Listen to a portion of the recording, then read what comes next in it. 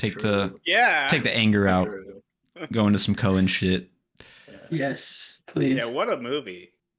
Yeah, who's okay? So I'd seen this multiple times. Alex, you had right? I think I'd seen it a couple Yeah. times. This is like my I favorite. hadn't seen it before. Cool. What?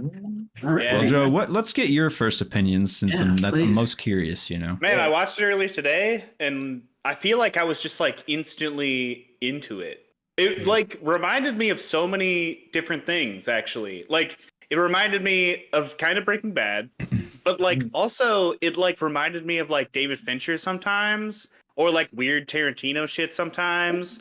But like also it was just like almost like a Western feel because it's in like the desert kind of, but it's also like a noir movie almost. Like I don't know, it was just like really interesting. And like I don't know, like I love how I just like was engaged like almost the whole time. It was really good. absolutely. I liked it a lot. Tommy Lee Jones opening up with that monologue is like I could listen to that. Put me to sleep at night. It's a little dark, but I mean, put me to sleep at night listening to it. And then he closes it with another one. It's just it's perfect. Bookends. Yeah, definitely. It's such a tight film. It's never loses your attention. The pacing is great. Probably one of my favorite Javier Bardem roles ever. Yeah, dude, he's so fucking good. Dude, he's like chilling in this movie. I love how he's just carrying around the cow thing for like the whole fucking movie. Dude, like just that like shot when Tommy Lee Jones comes up to the fucking motel room door and he sees like the fucking deadbolt is like shot out of it.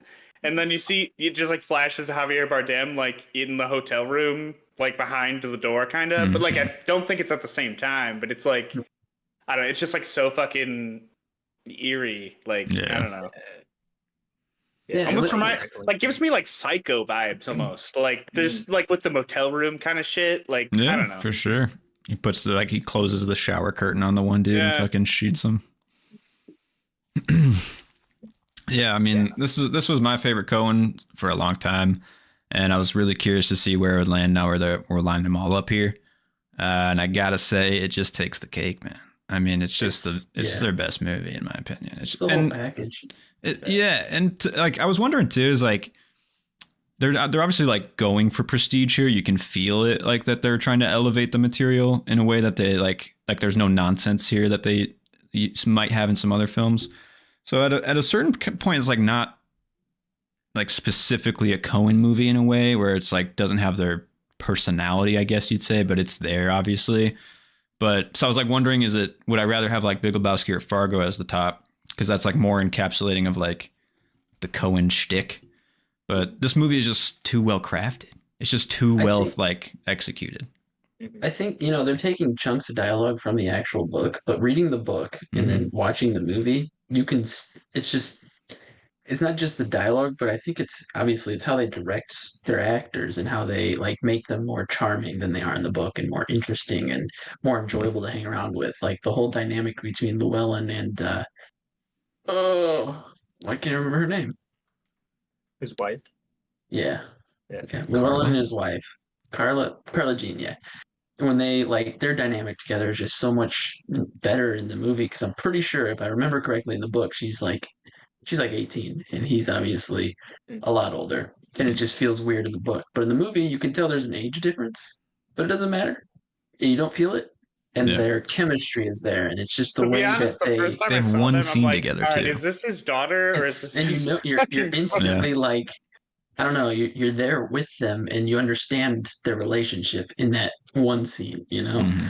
Yeah. I don't know. Yeah, for sure. Yeah, it does establish it perfectly. And so I think my whole point of that whole thing I just said was it still feels like it's a Coen's. It's got their touch. It does. I mean, even if they're taking stuff straight from the pages, I think they put their flair on it that makes it a lot more interesting than the book is. They condensed it and like emphasized the right moments and parts and bits and like, I mean, obviously it's like cinematically perfected, I would honestly say, with Roger Deakins like at the helm in this one. I don't know. It's just so visually compelling. And like, they even say a line in the movie where Tommy Lee Jones is like, or his partner buddy is like, "Oh, linear, good. It's pretty linear."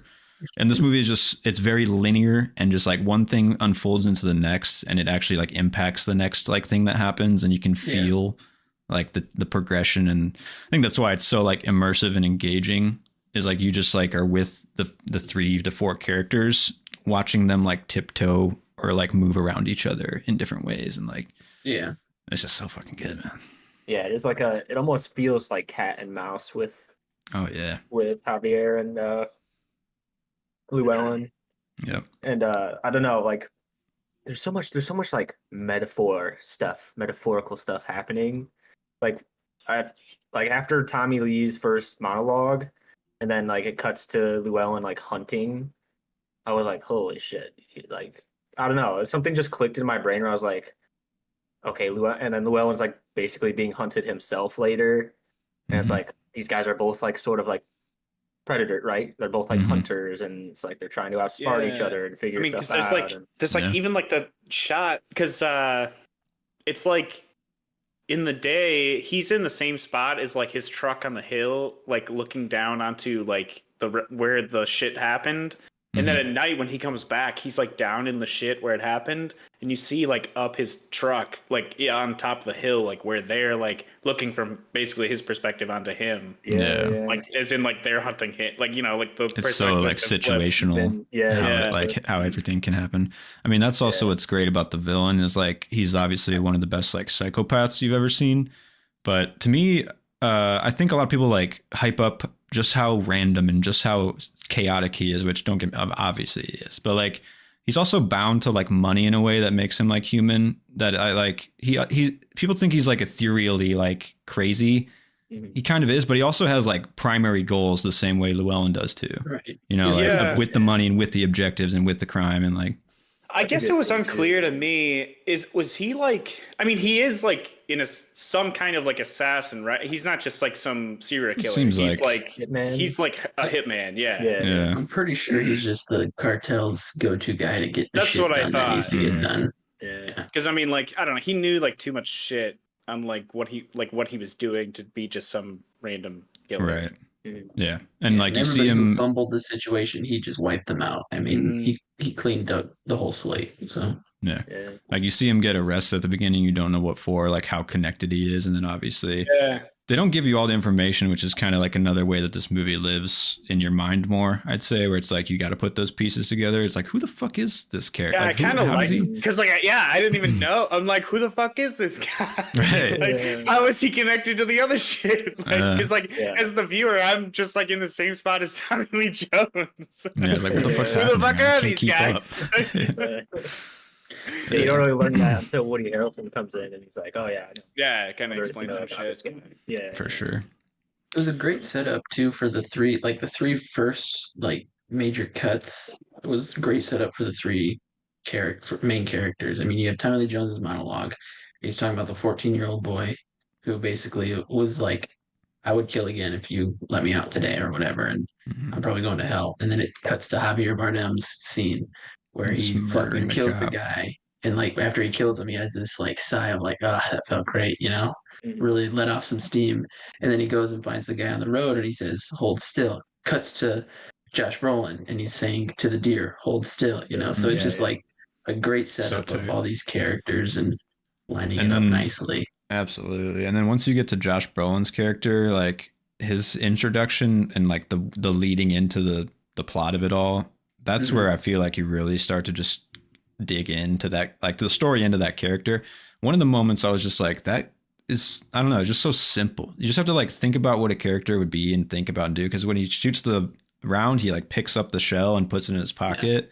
Like maybe he's gonna like, maybe he's conscientious about like what he's leaving or back, or like he just maybe wants the shell again or something. But like it just shows that this character is like thoughtful in ways that you can like tangibly like latch onto, you know, like it, and that was just instantaneous.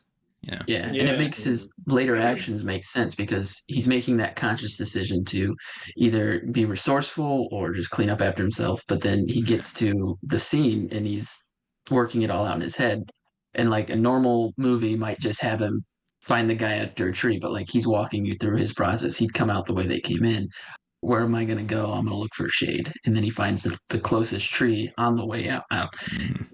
perfect setup for the character, and it just Yeah. helps. Like this guy is a smart character, Yeah. and they Yeah. trust their audience to understand that. You Man, know, like sure. all three of the main characters, I feel like are just like Oh, yeah, they just make so definitely. many smart decisions. I feel like Yeah. they're just like such good. I don't know, such smart characters. Yeah. Mhm. Credit to the Coens for putting thought into their characters. It's like I feel like that's one of their biggest strengths throughout. Dude, I even like kind of guessed that Josh Brolin like was a vet. Like when I lined up that it's in 1980 and like just how he was like acting with like I don't in certain situations, I'm just like, this dude is probably in Vietnam or some shit. And then they reveal like 20 minutes later that he's like a Vietnam vet, and I'm like, oh shit, that totally makes sense. Like, Yeah, Damn, definitely. nice. That's cool. I actually didn't even realize it was in the 80s till this watch when I heard that. Like, I looked it up or whatever. Same. Yeah, Kind of yeah. speaks It can. to It feels like it'd be because modern. they said it's like 22 years after 1958 or something like that, and then I just like added it up to 1980. Yeah, That was like It's- early in the movie, I think. Or It's something. like what you I were don't know. saying, Joe, about like how it's such a like contemporary Western that it's so. It feels like all Yeah. the true Western origins, but so special in a modern way now. That's like I don't think any other modern Western has really touched this type of like feel. You know? yeah. No, I couldn't think of any. Yeah. Yeah. No, it's Another great. I think, smart choice that the Coens did making this was there's no score. I mean, there's a little bit of like That was one thing I a little noticed bit too. of a Yeah. score in the gas station scene, just kind of cuts in just a little bit, but it's just kind of like ramping up the tension with you, just a little help there. Yeah. But other than that, there's no score in the whole movie, which I Yeah. think I appreciate. I mean, I feel like I allowing, think it kind of fits. yeah, I mean, Like I think you're it doesn't allowing really.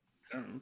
the It's. I story mean, to build its own tension because there's enough with these characters, and I don't know, the actual, the meat of it all is enough to make you You know, on I the edge guess of your like seat the when whole you think time. about it too, like Yeah. Breaking Bad, which I think is like kind of shot similarly to this, also doesn't really have like any. I think it does have a score, kind of like for intros and outros and shit, but it's not really like while shit is happening. And yeah, I when feel you're like out in the desert, there's you kind of a hear and similar feel feel. the desert. You know, Yeah. like Mhm. it just adds to Love the that. immersiveness for sure. yeah, I think feel like it just in the works that way. intro, I was wondering just like screenwriting brain, like he overlooks the crime scene, which is a fantastic shot. Another writer would have, I guess maybe it's in the story, obviously, or in the book, but like, what if he came upon the shootout while it was like unfolding? Like he's just like sitting there watching the guns go off. And I was like, that'd probably work.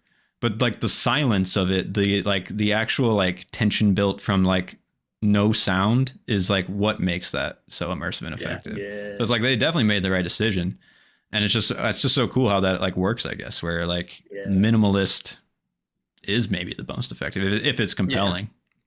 Yeah, because like so you were saying, I mean, they're so smart characters that it makes the audience be like, like as the character's probably picturing like how this went down, what went down. That's in my mind. That's what I'm doing too. It's like, oh shit, some shit went down here. And I like. all How this are we wreckage is left reacting to behind. it? Yeah, what are we doing about it? Yeah. Even there's a moment later in the movie where Javier Bardem's shot, he's like picking out all the shit out of his leg, which those are fantastic shots too, just special effects wise. Yeah, dude, and he's stuff, basically like performing surgery on himself, yeah. Yeah. like multiple times. He blows up the car to go get the fucking medical supplies, and he goes to the hotel and is like, the TV's going, and he turns the TV off to silence, and then he sits down, and I was just like, this is like the Coens are making like a concentrated effort to like put their characters in silence and make you like watch them. It's just so cool. Yeah, you're just immersed with them. It's great. Yeah. Love it. Oh, it looks like we got a comment, boys. My goodness. Ooh, what we got? Golfer Fungin says 2 things confuse me. One, it didn't really show Brolin's character being killed, and when the sheriff Tommy Lee is in the hotel room after the murder, and it shows Anton behind the door. To the Brolin part of it, I think like the whole message of the story, like you're with Brolin the whole time and you're thinking the whole time, oh, this is the purpose. It's this guy, and is he going to get away with the money? But I think the bigger picture of it all is the humanity behind everything. Like his character is just another person in this world that's fucked up, right? Mhm. So it's just like Yeah. Especially with the evil with of the police's world, and context. nothing matters except the humanity of it all. You know, good, bad.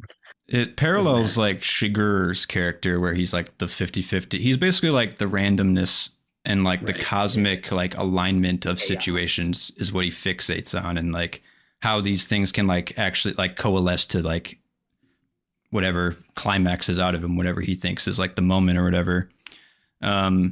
So like it's like it's very thematically tied to that. But I'd say to the Llewellyn dying in the motel room. The first time I watched this movie, that was exactly the moment I like struggled with this movie. Was like following Llewellyn for so long, and to like unceremoniously lose him in that way felt like I had lost something or something wasn't right. Yeah. I guess I could totally see that. Yeah.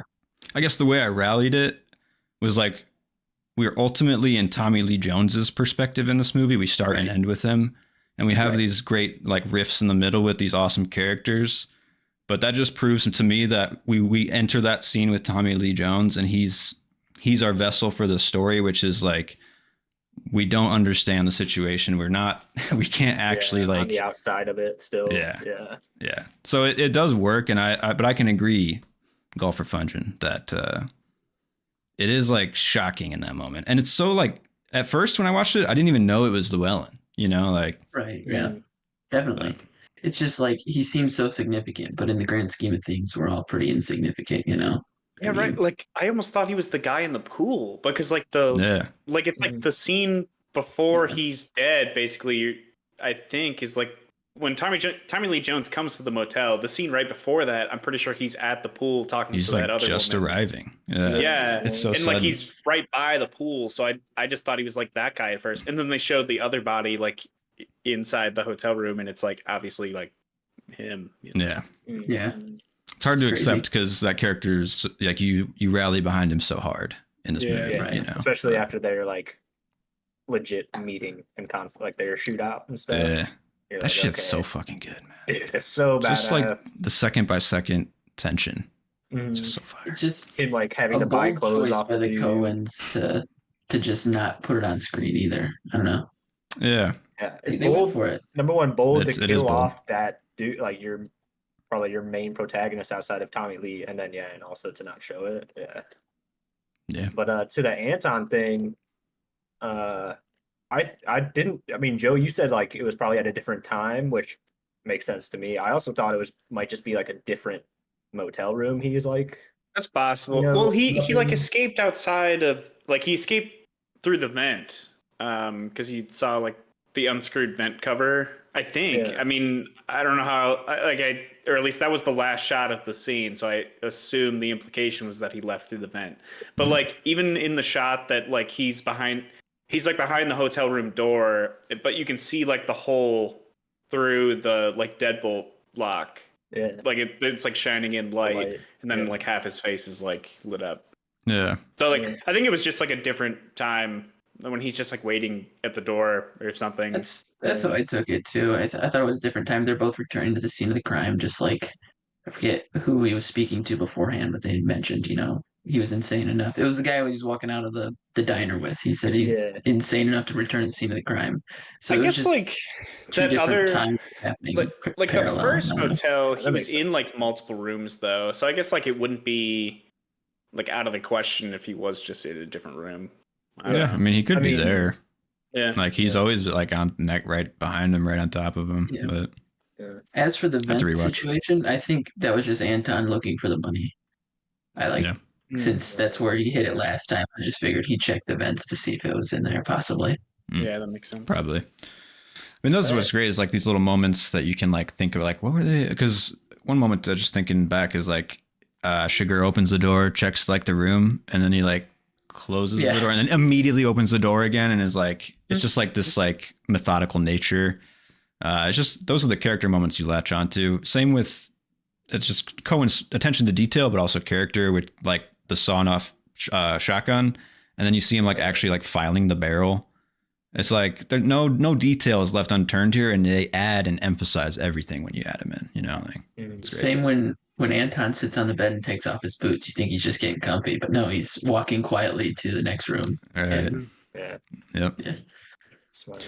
fucking dope. For sure. I guess to cap it off for my final point is the Tommy Lee Jones speech at the end. When I first watched the movie, this was also a point that I struggled with because you have this epic cat and mouse tale, and then it ends very anticlimactically. I mean, extremely, you know. But I guess you got to listen to his speech and really try to like parse what you think it means. I mean, obviously, it's like the title, "No Country for Old Men." He's the old man. He's getting left behind, you know. And I guess like I just saw him become like infantilized in that last moment. Like obviously he's a guy that can't keep up with the chaos and the randomness and the darkness of the world. I don't know. It just rang the whole title, the theme, everything home. Like he's the old man, but when you age, you start to like feel like you're becoming like a baby, or like people have to take care of you. You can't keep up and shit like that again. Like I don't know. It's just this is a perfect encapsulation of the theme. It's not like there for you to just see it. You have to kind of think about it. Yeah. But it's great. Yeah, it's nice. Yeah. The line where he's like, where he talks about someone he served with, right? Who died young. Yeah. And he's like, technically like, and His he's like dad, way right? past. Was it his He's dad? like, Okay. yeah, he's older than his dad technically, or so he's like a young when his man. dad died. Mhm. Good little like thing there. I mean, his dad even passed up his dad in age. I mean, the country. Yeah. I don't know. And Yeah, the there's a last nice stories he touch. tells are like his dad. He was looking for his dad for money, and he was lost. And then his dad was like making a fire out in the distance and was like going to help him or something like that. It's like he's like needing a dad now to like to guide him again. Yeah, it's just like sad in a way, but Yeah. But it's very poignant and like It is. like you said, storybook ending. It's just a tight film, man. It's just well crafted. yeah, it is. I mean, man. I don't know. Do you guys have favorite scenes from this movie? Because I have like a couple that come to mind. The gas station scene for me is like fucking awesome for Bardem's character. It's For just like sure. holy shit. He's honestly just getting pissed off at like kind of like how dumb this guy is, you know? Like, That dude plays it perfectly too off of him. Like the slow danger he starts to feel, you know? Yeah. Kind of deaf, aren't you? yeah. Yeah, so you Hey, did you know- inherit it from your mom or whatever, from your wife's side or whatever. Yeah. Yeah. That scene reminded me, I was checking out at the grocery store the other day, and as I was checking out, the woman was scanning my stuff, and I got stuff to make my own spaghetti sauce. And she was like, "Oh, what you making here?" And I just immediately was like, "What business is it of yours, woman?" You know, and I wanted to pull a coin out of my pocket right then and This there. came And here just, from 1962. Just flip it. God damn. I don't know What do why. I stand to Go Go win? to the self checkout. Jesus. That would I help. usually do to avoid confrontation, people talking to me. I try to avoid it all. But, you know. Sugar definitely uses the self checkouts now. Absolutely. Yeah, absolutely. Smart man. I'm with him there. Yeah. I am with That him one there. and when Shiger like blasts that dude's arm like off, like Yeah. it's like oh man, just the His visceralness big of ass that. silencer on his. Yeah. Sounds Yeah. so badass. Like the sound design in this movie, obviously, fucking, you wouldn't be so immersed without it, but fantastic. I really like Great. the scene when he goes in and kills I don't know the guy's name, but it's the guy with the accountant. No, it's the guy with the accountant. He shoots him in the neck, and then the accountant's like, are you gonna kill me or whatever? And he says, that depends. Do you see me? And Yeah. like, of course he sees him, so you know he's going to kill him. But like, it cuts off, so it kind of leaves it up in the air because Mhm. obviously Yeah, I was you like, could did say, he no, I actually don't kill see him? you. But he definitely did kill him because he's a man Yeah, of principle. I So yeah. It only leaves a few people alive. Yeah. Most everyone Yeah. else. Yeah. I mean, honestly, like the first like hour of this movie is just such a perfect set of scenes that it's like almost one long scene. It's just so fucking great. But to cap it off, I think like my favorite scene and the most entertaining is when they are finally like in the streets with the guns pointed at each other and like into the car. He crashes the truck and like just the moment of him. Maybe the best moment to me is when he like runs over to the other car and then watches in the window as like Javier Bardem starts to like close in. And like he got the drop on him because he thought he was crashed. It's just, god damn, so good. Yeah, good Yeah, compliment definitely. there. Yeah. definitely. Well, it's a 5-star movie. Didn't really change. Didn't really think it would, but I had it at 4 and I bumped it up a full star. I was like, yeah, this is tops. Yeah, Tops there's movie just- in general and tops for Coen's. Yeah, I also give it a 5. This That's one in that's a Whiplash 5-star? fight for my number 3 and 4 spot in my top 4. Really? So Okay. Yeah. Nice. Every time I watch this one and Whiplash, they like switch because I watch Whiplash. I'm like, fuck yeah. Then I watch Oh, this one, I'm shit. like, fuck yeah. Damn. Wait, Whiplash is that high on your list? Oh yeah, absolutely. Oh That's a shit! 5-star. Hell yeah, dude. Hell yeah. I mean, I love Whiplash. I mean, that movie's fucking good. Yeah, J.K. Simmons, that is the best performance Yeah, by dude, any he's actor so ever. good in that. Sure. Yeah. Hands down. for sure. Definitely. Yeah. And Miles Teller, low key. I mean, I don't know. Other than Maverick, I don't really know what else. Like both of them, just Fantastic Four. That's his best role. yeah. All right, moving on. Yeah.